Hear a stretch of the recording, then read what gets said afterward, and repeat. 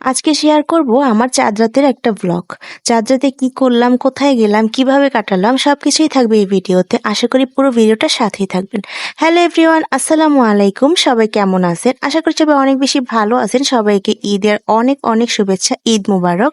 তো আজকে আমি চাঁদ রাতের ভিডিওটা শুরু করেছিলাম দুপুরবেলা থেকে। তো এখানে আম্মু দুপুরবেলায় মশলা বাটার জন্য বসে গেল, কারণ ঈদের দিন তো অনেক রান্নাবান্না থাকে, যেহেতু কোরবানি ঈদটা মেইনলি রান্নাবান্নাটাকেই ঘিরে মানে কাটানো হয়। তো এখানে আম্মু আগেই মশলাটা বেটে নিল। এরপরে তো দুপুরে রান্নাবান্না তো আছেই। তো আম্মু এখানে সিম্পলি মাছ ভুনা করে নিচ্ছিল, তেলাপিয়া মাছ টমেটো দিয়ে একটু শুকনা শুকনা করে নিচ্ছিল। আর ছিল পাটের শাক দিয়ে ডাল।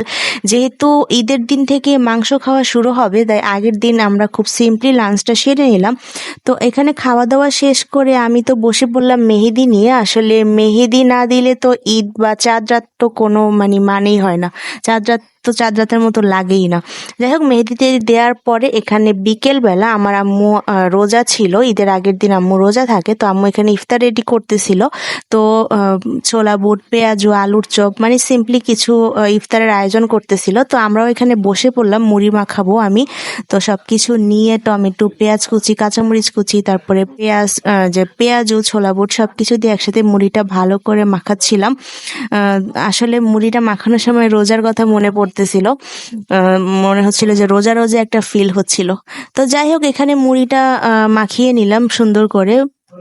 সবকিছু দিয়ে বেশ চটকে চটকে মুড়িটা মাখিয়ে নিলাম। আমার আম্মু প্রত্যেকবারই ঈদের আগের দিন রোজা থাকে। তো এই রোজাটাতে আসলে অনেক সোয়াব।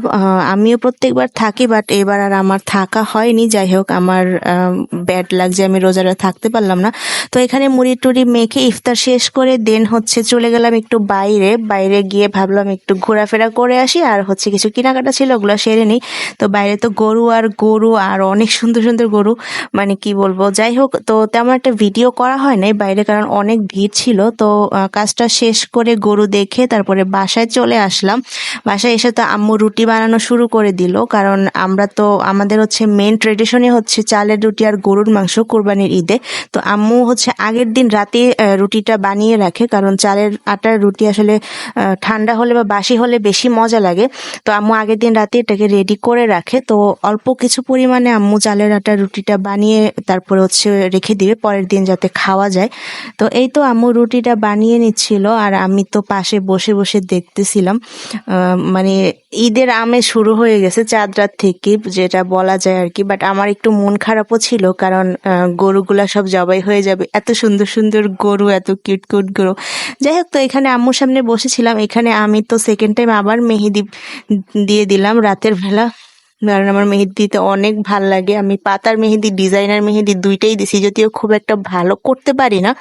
তো যাই হোক, এটাই ছিল আমার চাঁদ রাতের ভিডিওটা আজকে এ পর্যন্তই। সবাই ভালো থাকবেন, আর ঈদের ব্লগ দেখতে কিন্তু অবশ্যই ভুলবেন না। পেজটা ফলো দিবেন, চ্যানেলটা সাবস্ক্রাইব করবেন। আল্লাহ হাফেজ।